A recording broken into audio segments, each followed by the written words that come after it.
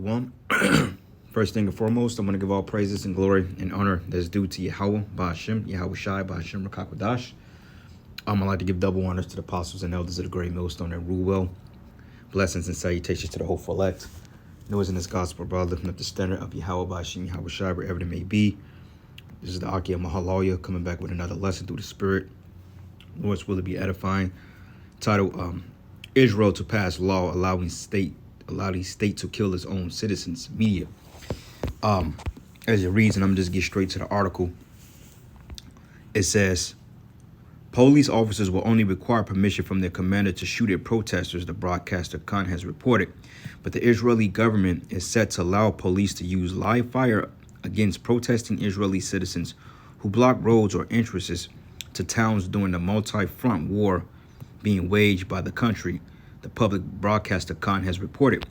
It says under new rules, the police will only need permission from a senior officer before shooting to kill. Wow. It says the broadcaster said on Thursday, Israeli Attorney General Gali Bararav Meir has allegedly, and those sound like Slavic names or like Russian names or Tsar names, so to speak. They don't really sound like Hebrew names, which we know that a lot of them small heads come out of the Khazarian Empire. Okay, but it says has already agreed to fast track legislation which might be introduced as soon as Sunday. It added, it says the easing of live fire rules was proposed by right-wing National Security Minister Itamar Ben-Gvir even before the surprise attack by Hamas on Israel October 7th, which 1,400 people were killed by Palestinian militants. It says Ben-Gvir told Khan in early October that he was not ashamed to act and make it so that it will be easier for our police officers to shoot those who threaten them. These are some evil, wicked motherfuckers, man. And we've been telling you, Jakes, that, hey, these protesters are going to become deadly.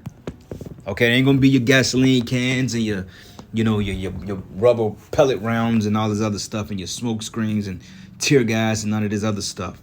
Okay, they're going to start to use live rounds on you people. Okay, and it's no coincidence that they're coming up with this legislation, as the article has stated, even before this war kicked off. Okay, so they already had instant on gunning you citizens down. And that's how it's going to be here in America, because we know that a lot of times legislation has passed through America. Oftentimes the jurisdiction, the legislation expands across different or multiple jurisdictions. Okay, but it says, according to the minister, changing the rules is very important as it will protect officers and allow them to carry out their duties more effectively, meaning they're going to have a shoot to kill order, which shows you how wicked this man is. It says Khan has previously reported that the police leadership and national security ministry had been concerned that Israeli citizens of Arab origins could block army convoys in case of a military escalation with the Palestinians or the Lebanese armed group Hezbollah. It says Arabs make up to 21% of Israel's population of 9.8 million, according to the government data. But the discussions stem from the outbreaks of the violence in cities with mixed Arab Jewish populations in May 2021 during Israel's 11-day war with Gaza, the report said. It says the Israeli police currently rely on non-lethal means to disperse riots and can only employ live rounds if they feel their life is in danger. And guess what? This is going to expand to multiple jurisdictions across Europe, okay? Not only in the land of Israel, but across Europe, America, because they know that through the insurrections of the people, and they know through the injustices of the government, they know that people are going to become violent, okay? And they're expecting some type of insurrection against the government. So this legislation here will give them the justifiable means to shoot citizens if they deem themselves a threat. Okay, so like I said earlier, these protests, they're not going to be just a friendly protest with your tear gas and with your rubber bullets. Okay, they're going to be firing live ammunition at you people, man. Live bullets, okay, putting you down on the spot, which is why we tell you Israelites out there not to be involved in these protests that has nothing to do with you, man. Because, hey, bodies are getting ready to rack up, because technically protests is a form of uproars or insurrections, man, which is pretty much like a treasonous aspect or a treasonous ordeal, okay? A treasonous act, which the Constitution gives you the right to protest and to, have insurrections on the government if your freedoms are being threatened, you know. But even then, with this modern day policy, with the whole, what do you call it, NDAA Act, which is the Patriot Act 2, that deems every United States citizen a terrorist, hey, they can use that and say, well, look, different times calls for different measures, you know. But it says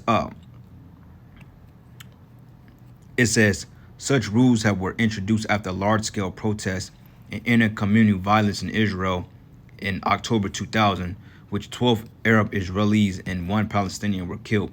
So they was talking about this for a while, okay? It says an Israeli Jew lost his life after his car was stoned by Arab rioters. It says the commission that investigated the police response to the unrest ruled that the use of live fire against the demonstration had been inappropriate. Okay, but like I said, they just been waiting to open up on you people. And they're talking about now being able to use live rounds. So basically, to disperse the crowd, they're going to put niggas down. Okay, so this man is getting ready to come down with great wrath. And we've been warning you, Jakes. Hey, this shit is not a joke, man. Okay, this man is getting ready to lose his rulership. So he needs to justify the means why Jake is playing games out here. All right, so this is the book of Sirach 14. And I'm going to start at verses... give me 1 second. I just lost the verse.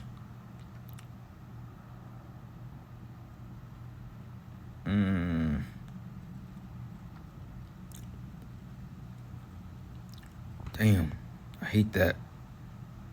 Give me 1 second, brother. I just lost it. Yep, 14:5. It says, he that is evil to himself, to whom will he be good? It says he should not take pleasure in his goods, okay? But it says he that is evil to himself, to whom will he be good? Okay, because, hey, these are Edomites, man. Edomites opening up on Edomites. So, hey, if he's not good to his own people, how much more you Israelites, man? Okay, if they're passing laws to gun down small hatters and Ishmaelites, how much more you blacks, Hispanics, and Native Americans? When you decide to get out of line with your government. How much more, man? Okay, because we've been saying for a while that these protesters are going to become deadly. And this is the reason why you shouldn't be out there. It's not circumspect. All right, but next precept, Revelation 6.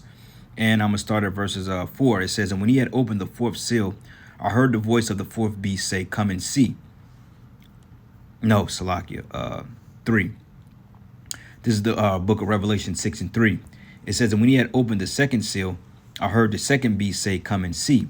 And there went out another horse that was red, and power was given to him that sat thereon to take peace from the earth, man. Okay, and when you're looking at all the insurrections around the world due to particular laws and legislation that's being passed to inadvertently, well, I won't say inadvertently, but I would say to take away people's civil freedoms, that's going to bring in more chaos. Okay, that's going to bring in more turmoil.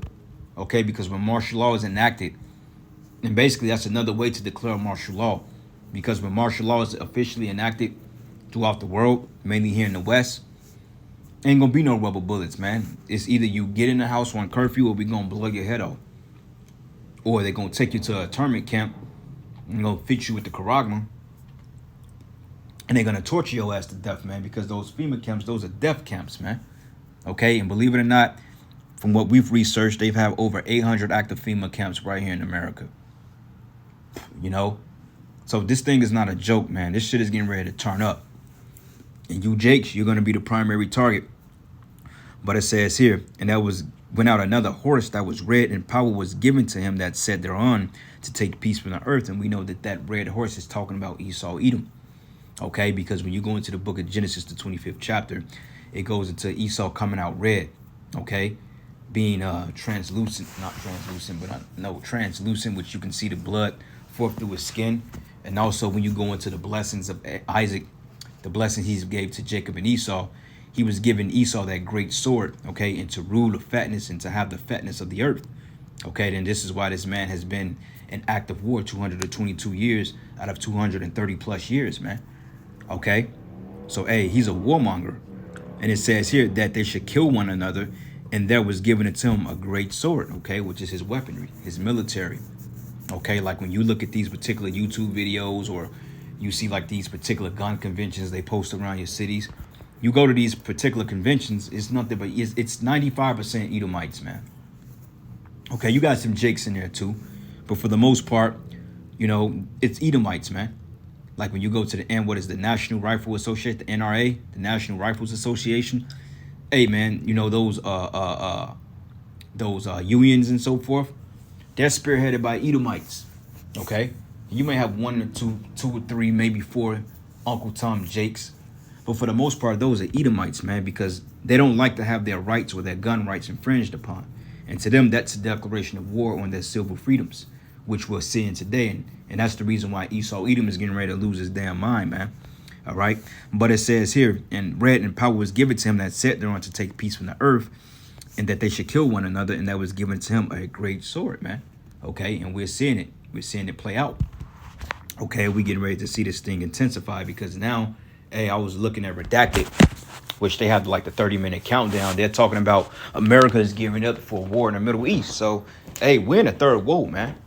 Okay, and that's safely to say that our Lord Yahweh Shai is literally on his way back, man. Okay, we have a few major prophecies, okay, which first and foremost, the Charagma, which is the MOTB, which, hey, me personally, I see them passing that next year. I could be wrong about that. But regardless of it, we're in that season. Okay, I don't see them waiting to 2030 to roll this thing out because they ain't got that kind of time. And, you know, the Lord said, hey, you know, you can't say what thou going to do tomorrow, what you're going to do the next day. You know, you got to be sufficient for today. And the fact that that's a proud statement, all by 2030, we're going to have all these people fitted with an RFID chip. That's proudness, man. Okay, that's haughtiness. And the fact of that matter, the Most High, he can literally bring this devil down before that because for the simple fact, that's a prideful thing.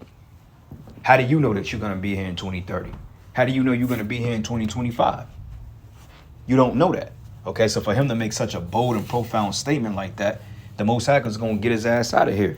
Because what Yahweh Shai said, he said, behold, I saw Satan fall from heaven as lightning, meaning that this man rulership is literally over with in mere seconds.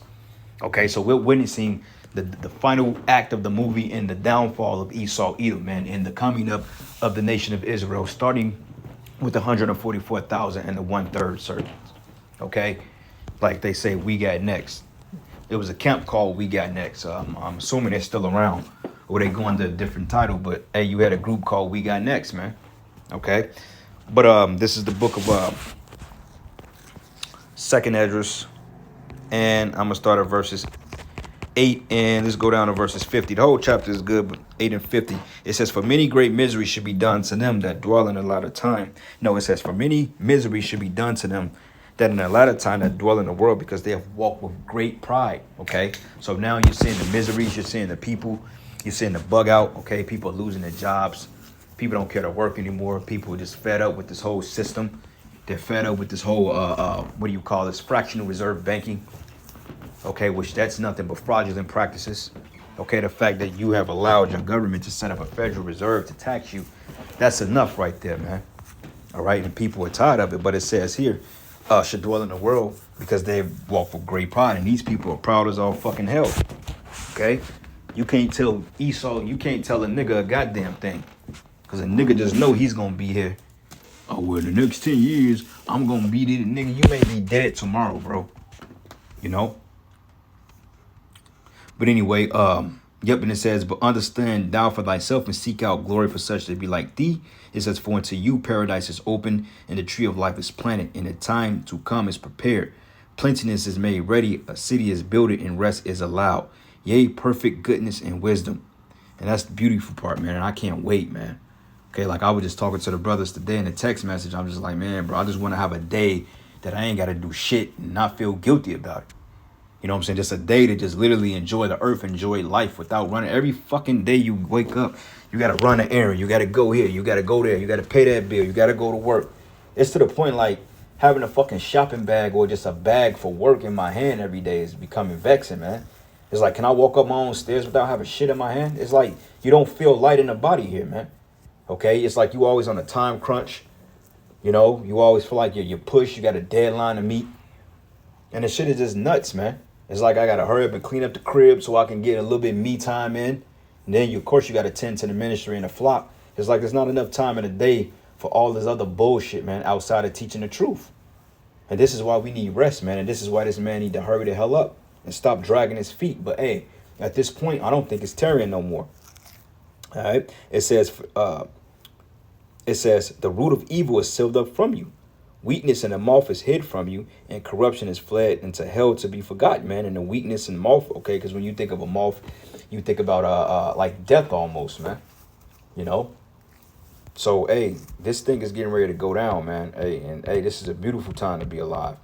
Like the beloved brother Amwan Gabar, he posted a video from 2016 when the first pilot program, the first pilot of the X-Files show came back online. It was basically going into how the grid is going to go out. They're going to blame a cyber attack on Russia in these Arab countries and maybe China, and how the banks are going to go offline on a Friday, and how that they injected people with this therapy hormone that's going to pretty much be blamed for, well, they're not going to blame that, but the fact that that's going to cause another you know what, okay? And they're going to blame it on a particular virus, which the people are walking around with this shit inside them. So it's just a matter of time before you people just capoose, man. All right. One last precept. This is the book of 2nd Ezra 15. And I'm going to start at verses 15. It says, for the sword and their destruction draweth nigh, and one people should stand up to fight against another, and swords in their hands. This is talking about weapons, man. Insurrection. Riots. Okay. And, hey, these protesters are getting ready to get deadly. Okay. These cops are going to have the green light, and these troops going to have the green light to blow your ass away if they feel threatened. And the fact that protesters and oftentimes insurrections oftentimes become deadly and very aggressive, they got to protect themselves because, hey, you can't bring a knife to a gunfight. And believe it or not, a lot of these citizens be armed to these protesters, man. And when they get wind of this and kick back, you're going to have a war between the citizens of these particular countries and the law enforcement, man. Okay, and then you're going to have a lot of law enforcement that's going to side with the citizens, because even law enforcement are realizing that the people's civil freedoms are being infringed on. Okay. But it says here, in swords in their hand, for there should be sedition among men, and evading one another, and they should not regard their kings nor princes, and the course of their actions shall stand in their power, right? Because people are going to say, fuck this. We're going to do what the hell we want to do. We ain't worried about no goddamn government or no martial law. Hey, we willing to die for our freedoms. And this is going to be the mindset of the average person out here, you know, for the one of all things. And it says, and a man should desire to go into a city and should not be able. But it says, for because of their pride, the city should be troubled, and the houses should be destroyed, and men should be afraid. And men should have no pity upon his neighbor, but should destroy their houses with the sword and spoil their goods because of the lack of bread and for great tribulation, man. Okay, so this is going to be the result of it. But anyway, with that, all praises and glory and honor that's due to Yahweh, Ba'ashem Yahweh Shai. And with that, Shalom. Shalom. Damn, I keep forgetting that, man. But hey, Yahweh Shai Barakatah. Shalom.